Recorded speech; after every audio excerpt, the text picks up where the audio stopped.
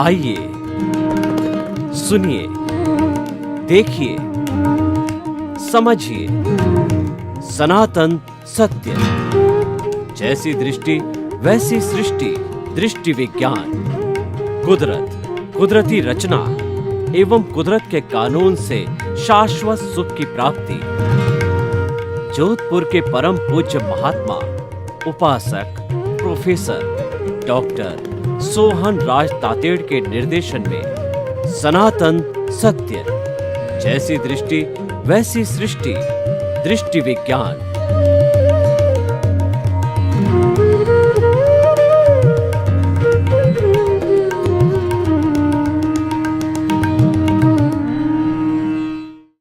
ओम ह्रीं नमो अरहन्ताणं। ओम ह्रीं नमो सिद्धाणं। ओम ह्रीं नमो आयर्याणं। ओम ह्रीं नमो उवजायाणं। ओम ह्रीं नमो लोये सव साहुणं। ऐसो पंच नमोकारो सव पावपणासनो मंगलाणं च सव्वे सिंह पडमं हवै मंगलं। पडमं हवै मंगलं। ओम नमो भगवते वासुदेवाय। ओम नमः शिवाय। जय सच्चिदानंद। भाई और बहनों, मातृशक्ति को नमन। आज का हमारा बहुत सुंदर विषय है, शिक्षा एक आजीवन यात्रा। Education is a life long journey. जो शिक्षा होती है, पढ़ाई होती है, वह जीवन भर की जाती है, क्योंकि ज्ञान का कोई भी अंत नहीं होता है। ज्ञान को समुद्र की उपमा दी गई है और अभी हमारे पास जो है वह केवल उस ज्ञान का एक बिंदु ही, एक बूंद जैसे समुद्र का पानी की होती है, उतना ज्ञान हमारे पास है। और जो केवल ज्ञानी होते हैं वो अनंत ज्ञान वाले होते हैं। हमारी जो शुद्ध आत्मा स्वरूप है वह अनंत ज्ञान, अनंत दर्शन, अनंत शक्ति और अनंत सुख का धाम है। तो इसीलिए जो है वो हम ये बताना चाहते हैं कि जो ज्ञान का संबंध है वह शिक्षा से है। तो ज्ञान हमें जीवन भर करते रहना होता है। और देखिए, अध्यात्म की दृष्टि से बात करें तो ये ज्ञान है वह कुल 5 प्रकार के होते हैं। पहला ज्ञान होता है मति ज्ञान, यानी जितना हमें बुद्धिपूर्वक सोचते हैं वो हमारा सारा मति ज्ञान है। उठना, बैठना, सोना, बोलना, खाना, पीना, जितनी भी गतिविधियां हम सुबह से शाम, जन्म से मृत्यु तक के बीच में करते हैं, वह मति पूर्वक होती है, वह मति ज्ञान होता है। और जिसके पास में मन होता है वह मति ज्ञान कर सकता है। बिना मन का प्राणी जो है उसके पास में मति ज्ञान नहीं होता है। जैसे कि एकेंद्रिय, द्विंद्रिय, त्रियेंद्रिय, चतुरेंद्रिय, और उनके पास में मति ज्ञान नहीं होता है। जो पंचेंद्रिय जैसे पशु है वगैरह, पक्षी है, जिनके पास में मन होता है उनके पास में मति ज्ञान होता है। मति ज्ञान का संबंध मन से है, बुद्धि से है। दूसरा जो ज्ञान है वो श्रुत ज्ञान है। श्रुत ज्ञान का अर्थ है आगम पढ़ के, धार्मिक ग्रंथों को पढ़ के, अच्छे विद्वान की पुस्तक पढ़ के, प्रवचन सुन कर के, किसी न किसी माध्यम से जो हम शिक्षा ग्रहण करते हैं, प्रवचन जो हमको किया जाता है, सत्संग जो कराई जाती है, वह श्रुत ज्ञान होती है। और श्रुत ज्ञान है ये हमारे लिए उपयोगी है। क्लासरूम में जो टीचर पढ़ाता है, चाहे प्राइमरी से लगा करके डॉक्टरल पोस्ट डॉक्टरल की जितनी primary school, middle school, college, यूनिवर्सिटियों में जो शिक्षा दी जाती है, ये सारा श्रुत ज्ञान कहा जाता है। ये श्रुत ज्ञान पुस्तकों के माध्यम से कहिए, पावर प्रेजेंटेशन के माध्यम से कहिए, इंटरनेट के माध्यम से, लैपटॉप के माध्यम से, टीचर के माध्यम से और आपसी प्रश्नोत्तरी करके ये सारा श्रुत ज्ञान कहलाता है। ये बहुत बड़ा उपयोगी होता है। इन 5 ज्ञान में सबसे ज़्यादा उपयोगी ज्ञान कोई है वो श्रुत ज्ञान है। श्रुत ज्ञान से हम लाभान्वित होते हैं और बाकी के जो ज्ञान है वो सब व्यक्तिगत स्तर के होते हैं, उस व्यक्ति में ही होते हैं और व्यक्ति स्वयं लाभान्वित होता है। जब तक ज्ञान दूसरे को नहीं दिया जाता है तो उसको कैसे लाभ मिलेगा। मैं आपको जो प्रवचन कर रहा हूँ और जो बातें बता रहा हूँ तो उसको आपको जो अच्छा ज्ञान मिल रहा है, आत्मज्ञान मिल रहा है, आपको सनातन सत्य, कुदरत, कुदरती रचना और कुदरत का कानून जो मैं बताता हूँ, आपको आर्ट ऑफ द विजन, दृष्टि विज्ञान वो मैं बताता हूँ, तो उन सब की जानकारी आपको जो होती है शुद्ध ज्ञान कहलाता है और ये बहुत बड़ा उपयोगी होता है। तो भाई और बहनों, हम आपको ये बताना चाहते हैं कि ये जो शिक्षा है ये हमारा आजीवन यात्रा किस तरीके से है ये हमको अब आज स्पष्ट हो जाएगा। देखिए कि हमारा श्रुत ज्ञान की बात कही, ये ज्ञान तो है वो परोक्ष ज्ञान है, यानी ये इसमें कोई न कोई देने वाला होता है जब ये ज्ञान होता है। लेकिन अब हम जो 3 प्रत्यक्ष ज्ञान की बात करेंगे, प्रत्यक्ष ज्ञान के अंदर वह ज्ञान होता है जो हमारी आत्मा की शक्ति से प्राप्त होता है। आत्मा की शक्ति क्या होती है उसको लब्धि वीर्य कहते हैं। और जब आत्मा ज्यों-ज्यों शुद्ध होती है और वो अनंत ज्ञान वाली होती है, अनंत दर्शन, अनंत शक्ति, अनंत सुख का धाम होती है, ज्यों-ज्यों शुद्धि होती है, यानी ज्यों-ज्यों उस पर ज्ञान का आवरण हटता जाता है, त्यों-त्यों उसकी स्वयं की शक्ति से ज्ञान होता है। प्रत्यक्ष ज्ञान कहलाता है, वो अवधि ज्ञान कहलाता है। जो अवधि ज्ञानी होता है वह काफ़ी दूरी तक जो है अपने पुद्गलों के सहारे से जो है वह पुद्गलों के सहारे वह सारी जो है वह देख लेता है कि कहाँ कहाँ पर क्या हो रहा है, अमेरिका में अभी क्या घटित हो रहा होता है। जैसा हम टीवी में देखते हैं वो साक्षात अपनी बुद्धि के अंदर, अपने चित्त के अंदर विजुअलाइज कर देता है, देख लेता है अवधि ज्ञानी। तो वह स्वयं करता है और बताता है जब मालूम पड़ता है। और जो उसके बाद मन प्रयोग ज्ञान होता है वह किसी भी व्यक्ति के भीतर जो चिंतन चल रहा है, जो विचार चल रहा है, उसके पुद्गलों को वो जान लेता है, यानी कि वो जानकारी कर लेता है कि इसके भीतर अब क्या चल रहा है। तो वह उसकी जानकारी पूरी कर देता है और पूरी करके और वह भी जो है प्रत्यक्ष रूप से जो है ज्ञान प्राप्त करता है और वह मनोप्रयोग ज्ञान कहलाता है। और उसके बाद के अंदर जो है अगला आता है, अंतिम 5वां ज्ञान होता है, वह केवल ज्ञान कहलाता है। केवल ज्ञान वह संपूर्ण ज्ञान होता है, परफेक्ट ज्ञान होता है। और वह परफेक्ट ज्ञान वह भूत, भविष्य, वर्तमान, वह जड़ और चेतन की हर अवस्था को जानने लग जाता है। वह इस औदारिक शरीर में साक्षात भगवान हो जाता है, पूजनीय होता है, वंदनीय होता है, स्तुत्य हो जाता है। वह प्रवचन करता है, उसको अब कुछ भी करना शेष नहीं है।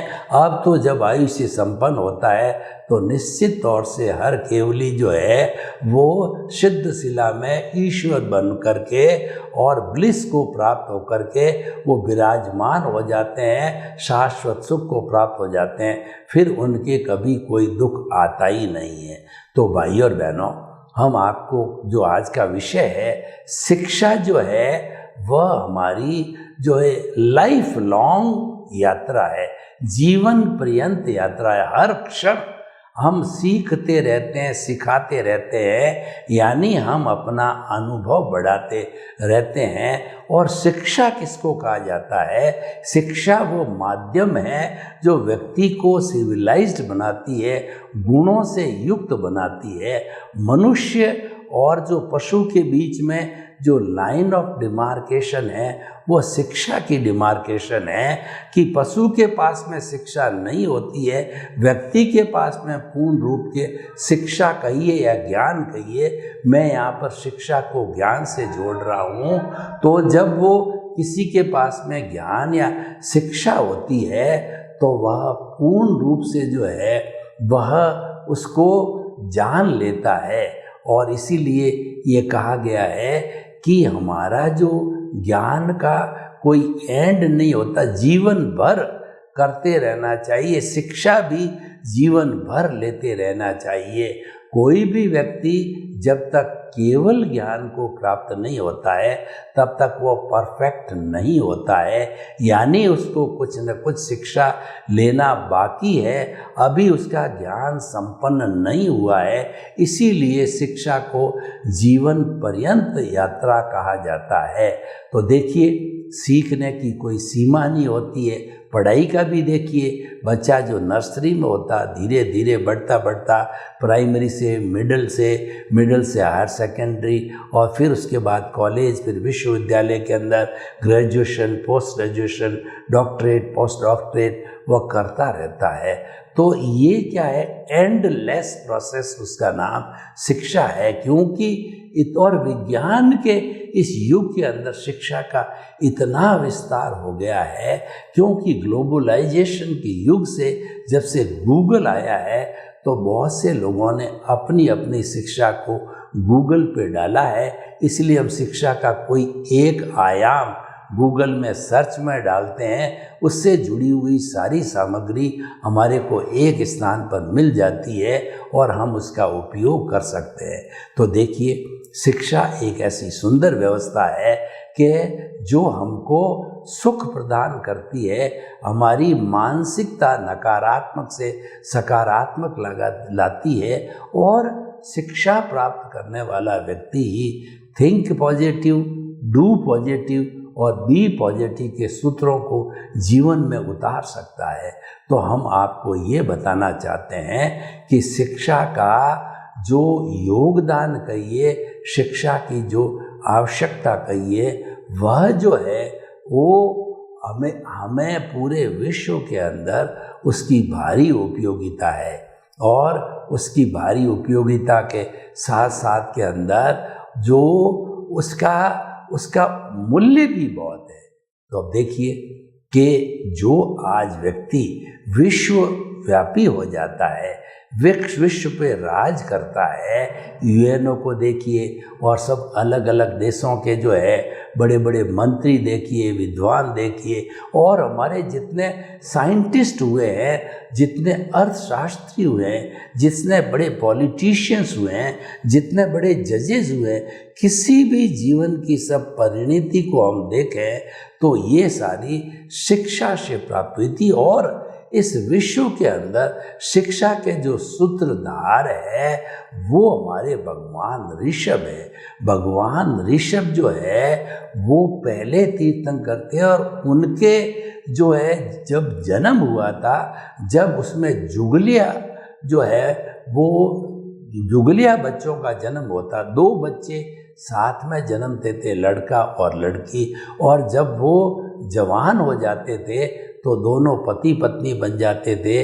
और जब उनकी उम्र जो कि बहुत लंबी लाखों करोड़ों वर्ष हुआ करती थी, तो उनके जीवन के एंड के अंदर 6 महीना पूर्व जो फिर वो एक जुगल लड़का लड़की को जन्म देते थे और वो अपने जो है सारी कहना चाहिए भोजन पानी की व्यवस्था कल्प वृक्षों से करते थे और ये पत्ते वगैरह वस्त्र बांध करके और उस वस्त्र का उपयोग करके अपने तन को ढकने से मिनिमम आवश्यकताएं थी। उसके बाद में जितनी भी शिक्षा की हर ब्रांच की तरक्की, चाहे कृषि की हो, चाहे जो है वो कपड़े की हो, चाहे जो है हमारे लेन देन की हो, बैंक की हो, सब तरह की शिक्षाओं के सूत्रधार जब भगवान जो है वो ऋषभ के रूप के अंदर राजा हुए थे, जो राजकुमार थे, तभी उन्होंने सूत्रपात किया। 83,000 वर्ष तक उन्होंने जो है वो गृहस्थ धर्म को पाला, राजा रहे। उसमें उन्होंने अग्नि का आविष्कार और 80 मसी कृषि, 80 का मतलब होता है कि जो है तलवार, मसी का होता है कि जो हमारी कलम व्यापार, और कृषि का मतलब जो खेती बाड़ी करके अनाज वगैरह उगाना होता है, ये सारा, और न्याय नीति, परिवार की नीति, ये सारी चीज़ें जो है जिन जिन चीज़ों की शिक्षा की हमको आवश्यकता थी उसकी पूर्ति जो राजा ऋषभ ने करी। और 1000 वर्ष जब उनके अंतिम बाकी रहे तो दीक्षित होकर के और पहले तीर्थंकर बढ़े और अपने जो है कर्मों को खपा करके प्रवचन दे करके वो तीर्थंकर भगवान हो गए, वो मुक्ति में पधार गए। तो हम ये कहना चाहते हैं शिक्षा का प्रारंभ भगवान ऋषभ से हुआ था जब वो राजा थे।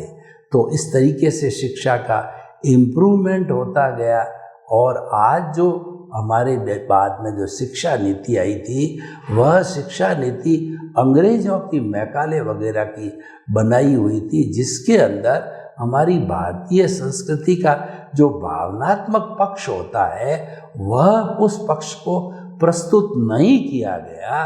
तो हम पूरे जो है विद्वान बन गए। और वो यही चाहते थे, अंग्रेज चाहते थे कि ये इंडियन डॉग्स हैं वो क्लर्क बन करके रह जावे, ऊंची शिक्षा दे करके वो बड़े अफसर या कोई बड़ा पोस्ट पर नहीं आवे।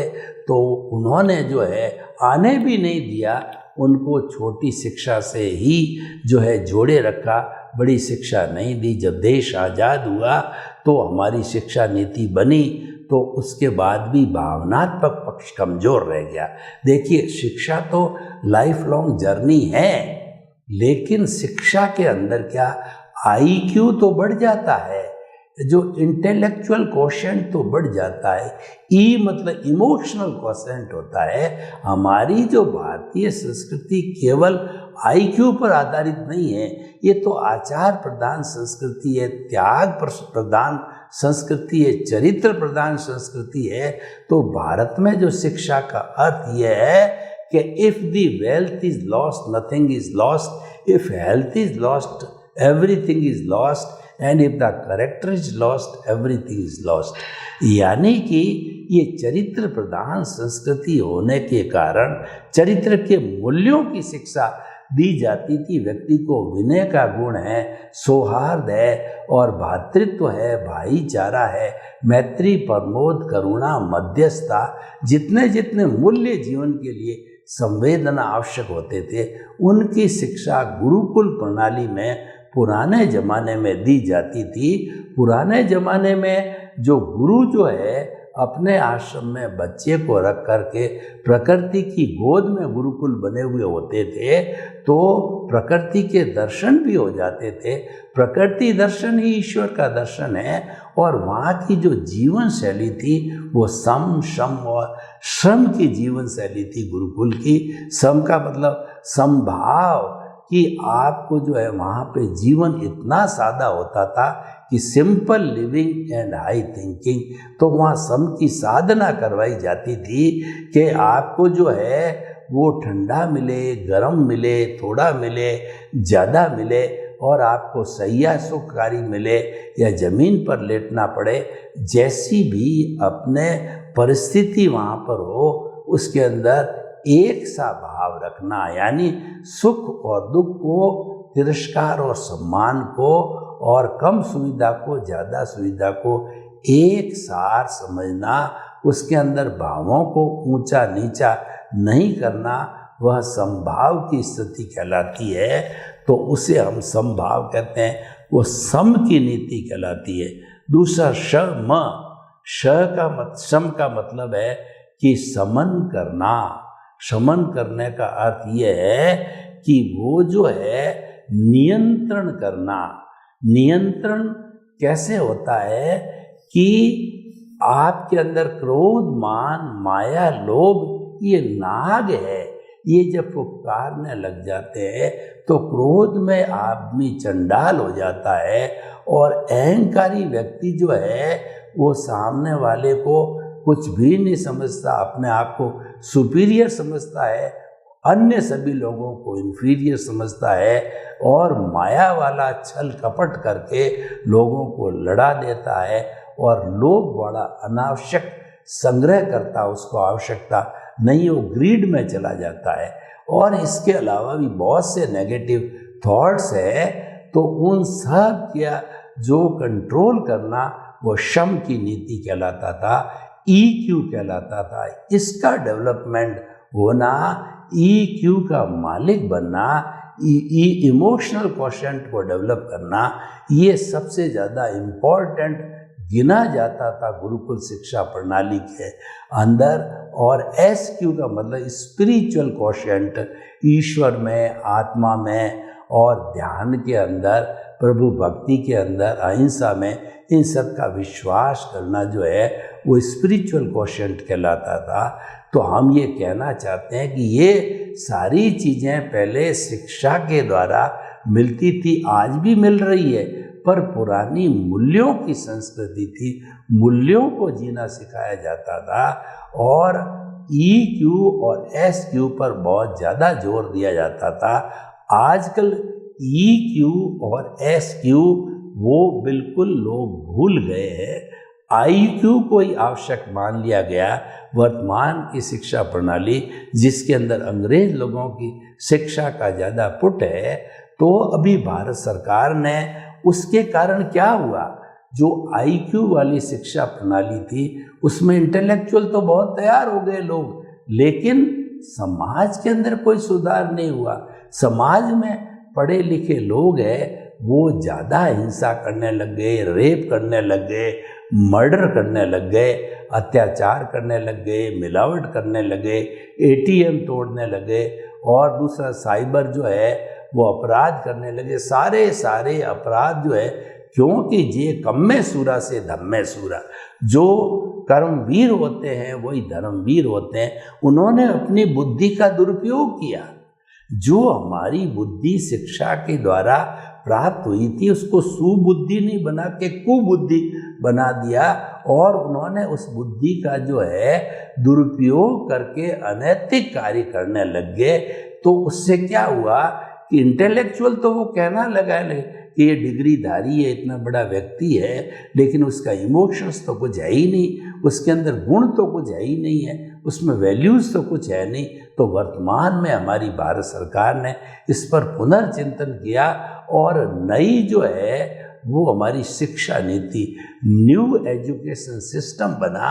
उसमें उन्होंने जो मिसिंग EQ था, यानी हमारी गुरुकुल प्रणाली के अच्छे अच्छे तत्व थे, उन तत्वों को इसके अंदर इंसर्ट किया कि जब भी बच्चा शिक्षा ले कॉलेज में, यूनिवर्सिटियों के अंदर, और ख़ास तौर से कॉलेज यूनिवर्सिटी है, वो मैच्योर्ड होता है बच्चा और आगे जाके वही गृहस्थ में प्रवेश होता है, संसारिक कार्यों में प्रवेश होता है, तो उसका EQ, उसका भावनात्मक क्वोशेंट है, उसमें विकास होना चाहिए ताकि कि वो संतुलित व्यक्ति बने। अकेला IQ है, वो विद्वान तो है लेकिन वो अधूरा व्यक्ति है। और जब उसमें EQ आ जाता है, IQ और EQ मिलकर के वो एक परफेक्ट व्यक्ति बनता है। देखिए, मैं पुराने ज़माने की बात करूं तो पुराने ज़माने के अंदर जो हमारी कहना चाहिए, पुराने ज़माने में हमारी जो थी, अपने वो कहना चाहिए कि वो हमारी जो माताएं थी या हमारी जो दादियां थी, वो कितना उनका EQ बढ़ा था वो बताना चाहता हूँ आपको कि पुराने ज़माने में 10-10, 12-12 बच्चे हुआ करते थे। वो पढ़ी लिखी नहीं थी लेकिन उनका विवेक जो है इतना जागृत था, उसका इमोशनल क्वोशेंट उसका इतना जागृत हुआ करता था कि वो जो भी निर्णय लेती थी वह जो है एक जो संतुलित निर्णय हुआ करता था, क्योंकि इसमें क्रोध, अहंकार, माया, लोभ का शमन हुआ करता था। उसके अंदर सम और श्रम का मतलब मेहनत करना, ये तीनों नीतियाँ उसमें लागू होती थी। तो हम ये कहना चाहते हैं कि जो वर्तमान की जो शिक्षा है जीवन पर्यंत चले और चलनी चाहिए, और व्यक्ति जीवन भर स्टूडेंट होता है, इसमें भी कोई बड़ी बात नहीं, सीखता रहता है, सीखने कोई अंत नहीं होता है, क्योंकि हमारा खुद का लक्षण ही अनंत ज्ञान का है। हम कुछ नया कुछ नहीं सीखते हैं। तो हम जितना जितना जो है ये IQ और EQ को बढ़ाते हैं, उतना उतना हमारा ज्ञान का जो पर्दा है वो आत्मा से हटता जाता है, और उसके पर्दे के हटने के कारण जो है हमारे शुद्धि होने लग जाती है आत्मा की। तो हम ये आपको ये बताना चाहते हैं कि माना कि हमारी शिक्षा जीवन पर्यंत यात्रा है, पर शिक्षा से हमको हासिल क्या करना है, ज्ञान से हमको हासिल क्या करना है कि नानस्स सार मायारो, ज्ञान का सार आचार है। जो भी हम शिक्षा लें वह शिक्षा हमारी आचार प्रधान बने, वो चीज़ हमारे करैक्टर के अंदर आए, हमारी कथनी करनी में अंतर नहीं होना चाहिए। जो कुछ भी हम सोच रहे हैं वही चीज़ हमारे एक्शन में आनी चाहिए। उस शिक्षा का महत्व है। मूल बात हमारा निष्कर्ष यही है कि शिक्षा जीवन पर्यंत यात्रा है, मान लिया, परंतु शिक्षा जो सीखी जाए, जो कोई भी अपनी अपनी ब्रांच की शिक्षा सोचो, लेकिन उसमें मूल्य होना चाहिए, मानवतावादी होना चाहिए। जो मानवतावादी जो शिक्षा होगी वह परहित सरिस धर्म नहीं भाई पर आधारित होगी। वो परोपकार, सर्वजन सुखाय, सब जन हिताय, और वो जगत कल्याण, लोक कल्याण, जय जगत के फार्मूले पर आधारित होगी। वो सर्वोदय के फार्मूले पर आधारित होगी, वो अंत्योदय के फार्मूले पर आधारित हो। तो हम ये कहना चाहेंगे कि शिक्षा ऐसी होनी चाहिए, ज्ञान ऐसा होना चाहिए कि वह प्राप्त होने के बाद में हम अकर्ता बन जावें, हमारे में कर्तापन की भावना समाप्त हो जावे। क्योंकि कर्ता तो केवल व्यवस्थित शक्ति है, दुनिया का कोई भी प्राणी कर्ता हो नहीं सकता, हर प्राणी निमित्त है। तो हमारे भीतर ये सारी सृष्टि जो है वो वीतराग है, वो निमित्त है, और वो सारे प्राणी निर्दोष है, क्योंकि वो तो अपने अपने कर्मों के अधीन ही जीते और कर्म फल प्राप्त करते हैं। तो निमित्त, निर्दोष, अकर्ता और समस्त प्राणियों के भीतर सामान्य दृष्टि का एक सा शुद्ध आत्मा विराजमान है। तो हम ये कहना चाहते हैं शिक्षा ऐसी होनी चाहिए, परोपकार करने की, जिसका प्राप्त करके किसी को दुख न हो, किसी के प्रति बुरे भाव नहीं आए, हम किसी को दोषी नहीं देखें, और हमारा अज्ञानता, राग, द्वेष, हर्षण घटता रहे। सर्वे भवन्तु सुखिनः, सर्वे सन्तु निरामया। लोक के सब जीवों को सुख मिले, शांति मिले, आनंद मिले, प्रेम मिले, सौहार्द मिले, और सभी हिल मिल करके वसुधैव कुटुंब का निर्माण करें और शांति से जीवन यापन करें। आपके प्रति मंगल।